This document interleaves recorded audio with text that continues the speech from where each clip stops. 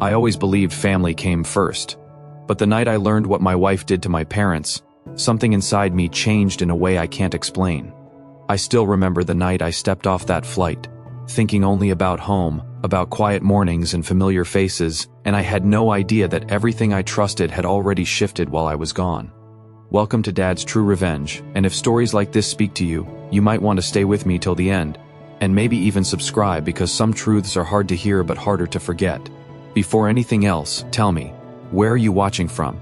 Because this story still doesn't sit right with me. My parents always told me not to worry about them, even when I was deployed, but something in my mother's voice during our last call felt off, like she was holding back more than she said. I brushed it aside at the time, telling myself I'd fix whatever it was when I got back. When I reached my house that night, the porch light was on, but the silence felt heavier than usual, almost like the walls were waiting. And when I opened the door, my wife looked at me in a way I had never seen before. And then she said something that made my chest tighten. She didn't hug me, didn't even step closer, just stood there with her arms folded like I was a stranger who had arrived unannounced. And that was the first moment something felt deeply wrong. I set my bag down slowly, noticing a faint smell of something burned still clinging to my jacket from overseas, and she glanced at it like it annoyed her. I asked about my parents, trying to keep my voice steady, but she hesitated just long enough to make my stomach tighten. Then she said they were fine, that they had figured things out, but her eyes moved away before the sentence ended. I remember watching her fingers tap lightly against her arm, a habit she had when she was hiding something, and it brought back a memory I couldn't place yet.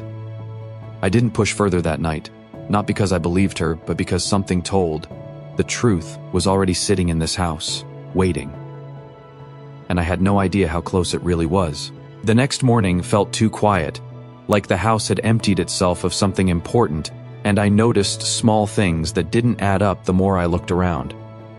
My parents' framed photo was missing from the hallway shelf, and in its place sat a decorative vase I had never seen before, like someone had quietly rewritten part of my life. I asked again, more directly this time, and she sighed as if I was asking something unreasonable, which made my chest tighten in a way I couldn't explain. She said they didn't want to burden us, and that word stayed with me longer than it should have. I remember walking into the kitchen, touching the cold counter where my mother used to leave notes when she visited, and realizing there hadn't been a single message. Something about that silence felt intentional, like a door had been closed long before I came home. And then my phone buzzed with a message I wasn't expecting. It was from a number I didn't recognize at first, but the moment I read the first line, I felt something drop inside me in a way I can't fully describe. My father never liked texting, so the short message felt unusual, almost forced, like he was trying not to say too much. He simply wrote that they were okay and that I shouldn't worry, but there was a photo attached that didn't match those words at all. I opened it slowly, and for a second I didn't understand what I was looking at, just a dimly lit space with fogged glass and shadows pressed too close together. Then I noticed the steering wheel, the folded blanket in the back seat, and my mother's hand resting still on her lap. I remember my fingers tightening around the phone, the screen slightly shaking as the truth began to form in my mind. And in that moment, I realized they hadn't been inside a home at all. I walked back into the living room without saying a word, holding the phone in my hand, and she looked up at me like she already knew what I had seen. I didn't raise my voice, didn't accuse her right away. I just asked one question, simple and quiet, asking how long they had been like that. Then she told me they had come here, late at night, after the fire, and I felt my heart beat slow in a way that didn't feel normal. She said she didn't let them in, that it wasn't the right time, and that they chose to leave on their own, but something in her tone didn't match the words. I remember staring at her, trying to understand how 11 nights could pass like that, right outside this house. And that's when I asked her something she wasn't ready to answer. I asked her where they went after she shut the door, and for the first time, her confidence cracked, just slightly, like a thin line in glass starting to spread. She said they had options, that they were not helpless, but she avoided looking at me while speaking, which told me more than her words ever could. I stepped closer, slowly, noticing how her breathing changed just enough for me to catch it. Then I asked again more firmly, and this time she admitted they stayed nearby, but only for a short while. That phrase didn't sit right with me, because I knew my parents. They never leave without a reason. My father's pride would never allow him to sleep anywhere unsafe unless there was no other choice left. I remember the sound of the clock in the room suddenly feeling louder, like time itself was pulling attention towards something I was not seeing yet. and then she said something that made me stop completely. She said they didn't come back after that first night, like that was supposed to explain everything, but it only made the silence in my mind grow louder. I asked what she meant by didn't come back, and she finally turned away, walking toward the kitchen as if distance could erase responsibility. I followed her, not aggressively, just steadily, because I needed every detail now, no matter how small it seemed. She said she thought they would go to relatives or figure something out, but her voice carried uncertainty that didn't match her earlier certainty. That contradiction stayed with me, like two stories trying to occupy the same space. I remember opening the fridge just to steady myself, pretending I was doing something normal, while my mind replayed everything she had said since I arrived. Then she paused mid-sentence, as if she had almost said something she wasn't supposed to, and I noticed her hand trembling slightly on the counter. I asked her directly if she had seen them after that night, and this time she didn't answer immediately, which was worse than any lie she had told so far. The kitchen felt colder, even though nothing in the room had changed, and I could hear the faint hum of the refrigerator like it was filling the silence for her. She finally said no, but the way she said it felt rehearsed, like she had already decided what version of the truth to give me. I remember watching her carefully, noticing how she avoided the window, as if something outside might confirm what she wasn't saying. My thoughts kept drifting back to the photo in my phone, to my mother's hand resting still in the back seat, and I felt a pressure building behind my chest. Then I asked a question I wasn't sure I wanted the answer to, and she froze for a second too long before speaking. I asked her if she had ever tried to call them after they left, and that question changed the atmosphere in the room instantly. She said yes quickly at first, but then corrected herself, saying she might have, which told me everything I needed without needing the full sentence. I stepped back slightly, looking at her more closely now, as if seeing her for the first time instead of the person I thought I knew. There was something defensive in her posture, like she was preparing for consequences rather than explaining events. I remember the sound of my own breathing becoming more noticeable, like my body was reacting before my mind could fully process it. She then added that my parents probably turned off their phones, and that was when I realized she wasn't trying to clarify anything anymore. She was trying to close the conversation. And in that moment, I knew there was something she was still hiding, something much bigger than I expected. I left the kitchen without another word, not because I believed her, but because staying there any longer would have made me say things I couldn't take back. I walked into the hallway and stopped in front of the empty shelf where my parents' photo used to be, and the absence felt heavier than the object itself. My mind kept circling back to the fire, to the timing, to the way she spoke too carefully when describing everything. I realized I hadn't even asked where exactly the fire happened, or how bad it was, and that thought unsettled me more than anything else so far. I pulled out my phone again, searching for any missed calls, any messages I might have ignored while overseas. And that's when I noticed something strange in my call log that I couldn't explain at all.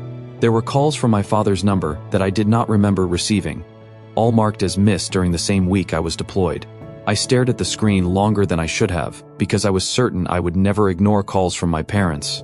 I opened the details slowly, and something even stranger appeared. Short connections that lasted only seconds, as if someone had picked up and cut the line immediately. My chest tightened as I realized these weren't random errors, they were intentional actions that I couldn't yet explain. I walked back into the room, holding my phone up, and asked my wife if she had seen these calls. She glanced at the screen, then away again, and said she didn't know anything about them, but her voice changed slightly, just enough for me to notice the shift in tone. And in that moment, I understood this wasn't confusion anymore. It was avoidance. I decided to check something I should have checked much earlier. My home security logs, the system I installed before leaving for duty. She noticed me heading toward the control panel and asked what I was doing, but I didn't answer immediately. I entered my credentials, feeling a strange heaviness in my fingers as the system loaded. The recordings were stored by date, and I scrolled back to the week of the fire, my stomach tightening with each passing file. Then I saw it. A night recording labeled with a timestamp I didn't recognize at first. I clicked it, and for a moment, there was only static and darkness, but then movement appeared near the front door. I leaned closer, watching carefully as shapes formed in the dim light, and that's when I saw two figures standing outside my house. My breath slowed as I recognized them almost instantly. My parents standing outside the door, holding small bags, their posture tired and uncertain. I could see my mother's hand trembling slightly as she reached toward the bell, and my father standing close behind her like he was trying to protect her from the cold more than anything else. Then the door opened, but not fully, just enough for light to spill out and cut across their faces. I didn't need to see my wife clearly to understand what happened next. Her body language was enough. There was a pause, a long one, and then my parents stepped back slowly, like something had been taken from them without physical force. I felt my throat tighten as I watched them turn away from the house and walk back into the dark street, and no one followed them. I turned slowly toward my wife, still watching the screen, and asked her what she said to them that night. She didn't answer immediately, and that silence felt heavier than any confession I had ever heard. When she finally spoke, she said she told them it wasn't safe for them to stay here, that the house was not prepared for visitors. I remember laughing once, not because it was funny, but because it was the only sound my body could produce at that moment. My parents didn't come here as visitors, they came here as people who had lost everything. I replayed the footage again, watching the moment they turned away, and I realized something important was missing from her version of events. I asked her again, more firmly, if that was really all she said to them. And this time, she hesitated for a much longer time. She finally admitted there was more, but she warned me that I wouldn't understand the situation properly, which only made my patience disappear completely. I stepped closer, lowering my voice, and told her I didn't need interpretation, I needed truth. She looked at me then, properly for the first time since I returned, and said my parents arrived in the middle of the night after the fire, already exhausted and disoriented. But instead of letting them inside, she said she was worried about security risks and the condition they were in. I felt something inside me shift as I heard her justify what I had just seen with my own eyes, my parents standing outside, alone, while she made a decision that changed their entire week. And then she said something that made me stop breathing for a second, because it wasn't just about the door anymore. It was about what happened after she closed it. She said after she closed the door, she assumed they would leave and find shelter elsewhere, but her words felt too clean for something so painful. I asked her if she ever looked outside again that night, and she shook her head quickly, almost too quickly, like the question itself was dangerous. I remember standing there staring at her, realizing how easily she was separating herself from what happened outside our home. My phone was still in my hand, still paused on the footage of my parents walking away into the dark street. I replayed it again, slower this time, and noticed something I missed before, my father turning back once, just briefly, like he was hoping someone would stop them. That small detail hit harder than anything else so far, and I felt my jaw tighten without realizing it. And then I asked her a question I should have asked from the very beginning. I asked her where exactly they went after leaving our house, and she said she didn't know, but her eyes betrayed hesitation again. I pressed further, telling her that I don't know was no longer an acceptable answer, and the room fell completely silent. She finally said they walked toward the main road, but there was something uncertain in her voice, like she was guessing rather than remembering. I picked up my jacket instinctively, even though I had no destination yet, because I needed movement to control what I was feeling. She asked where I was going, and I told her I needed answers she wasn't giving me. Before I left the room, she added quietly that I should consider what I might find, and that sentence stayed with me as I stepped outside. The night air felt colder than before, and I realized I was about to discover something she didn't want me to see. I drove toward the main road my parents supposedly walked to, replaying everything in my mind while the streetlights passed one by one. I kept thinking about the fire, about why no one had told me immediately, and about how easily silence had filled the space I left behind. When I reached the road, I slowed down, scanning the sidewalks and nearby stops, trying to imagine where two exhausted people would go in the middle of the night. That's when I noticed something unusual near an old service station, a small cluster of blankets folded in a corner where people sometimes rested. I parked without thinking and stepped out, my heart already tightening before I even got closer. And then I saw something that made me stop completely. It wasn't just blankets. There were small signs of someone trying to survive there. Empty water bottles, a worn jacket, and a folded paper tucked under a stone. I picked up the paper slowly, and my hands started to feel colder as I read the handwriting I knew instantly, my mother's. The note was short, just a few lines, saying they didn't want to disturb me while I was away and that they were managing somehow.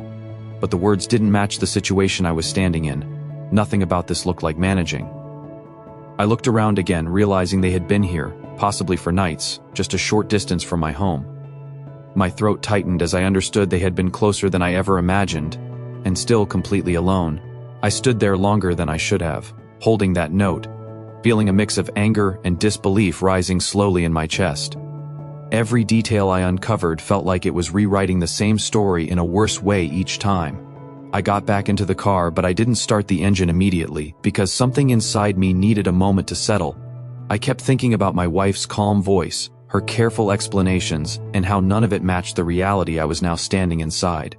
My parents had been near, closer than I ever thought, and still they had been left to face everything alone.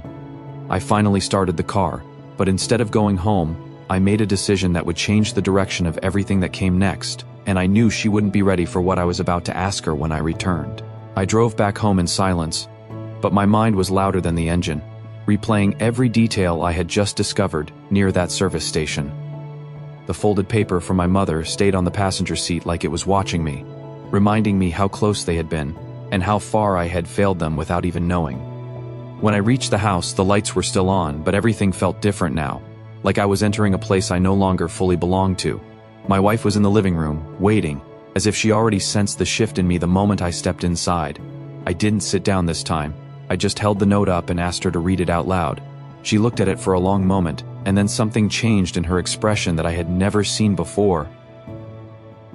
She read the note quietly, but I could hear the tension building in her voice with every word she spoke. When she finished, she said my parents were being dramatic, and that they chose to stay away instead of accepting help properly. That word, dramatic, hit me harder than anything else she had said so far. I stepped closer and asked her if she truly believed that two people who lost their home would choose a roadside over their son's house. She didn't answer immediately, and instead walked toward the window, like distance could protect her from the question. I remember the reflection of both of us in the glass, standing on opposite sides of something that could no longer be ignored. Then I asked her one final question, and this time my voice didn't stay calm. I asked her if she had any idea what 11 nights outside in a car would do to people who were already broken by a fire. For the first time, she didn't try to justify anything. She just stood there silently, avoiding my eyes completely. That silence told me more than any explanation could have, because it wasn't confusion anymore, it was recognition. I could feel my control slipping, not in anger but in understanding something I never wanted to see this clearly. I told her I had seen where they stayed, and I watched her posture change instantly, like the ground beneath her had shifted. She asked how I found out, but I didn't answer because the answer didn't matter anymore. What mattered was that she knew I knew, and that changed everything in the room. She finally admitted she knew they were nearby longer than she said, but she insisted she never thought it would go that far. Her words came faster now, like she was trying to build a version of events that would protect her from what had already happened. I listened without interrupting, noticing how every sentence kept shifting responsibility somewhere else. She said she believed they would leave the area, that they had options, and that she didn't expect them to stay so close. I asked her why she never told me when I first arrived, and that question made her stop completely. For the first time, there was no explanation ready, just silence hanging between us like something unfinished. And then she said something quietly that made everything feel heavier than before. She said she didn't tell me because she was afraid of how I would react. And that was the moment everything inside me went completely still. I looked at her for a long time, not with anger, but with the realization that fear had shaped decisions I could never undo. I asked her softly if she understood what that meant. That fear had kept me from knowing my parents were sleeping in a car while I believed they were safe. She didn't respond, and I could see now that there was nothing left she could say that would fix what had already happened. I picked up the note from my mother again, feeling its weight differently this time, like it carried everything unsaid between us. And in that silence, I made a decision that would define what came next. Not with rage, but with something far more permanent. I finally broke the silence and told her I needed the truth without filters, without excuses, and without anything left hidden between us. She stood there for a moment, staring at the floor instead of me, like the weight of everything was finally settling in. Then she admitted something she had avoided from the beginning, that my parents had come to the house not just after the fire, but already in a condition she didn't expect. Her voice slowed as she explained that they looked exhausted, confused, and emotionally shaken when they arrived that night. I listened without interrupting because I could feel something deeper was still coming. She said she panicked, not because of who they were, but because of how things looked at that moment. And then she added something that made the air in the room feel completely different. She said there was a misunderstanding that night, something she never corrected because she thought it would resolve itself quietly over time. I asked her what she meant by misunderstanding, and for the first time, her voice cracked slightly before she answered. She said she believed my parents had nowhere else to go, but also thought they were already in contact with relatives who could help them. That assumption changed everything she did next according to her version. I stepped closer and asked her if she ever confirmed any of that, and she didn't answer immediately. The silence that followed felt longer than anything she had said so far. Then she finally admitted she never actually checked, she only assumed. And that assumption became a decision, and that decision led to something she could no longer undo. I asked her directly if she understood what that assumption caused, and she didn't respond right away, like the weight of it was finally sinking in. I told her my parents didn't have relatives nearby, and she looked at me like she was hearing it for the first time. That moment told me everything about how far removed she had been from reality that entire time. She whispered that she thought they would come back the next day, but they never did. I could feel something inside me shifting, not in anger anymore, but in clarity. I realized this wasn't just one decision, it was a chain of quiet choices made without checking consequences. I asked her one final question, and this time my voice stayed completely steady. I asked her if she ever told them I was deployed and couldn't be contacted directly. And she went completely silent.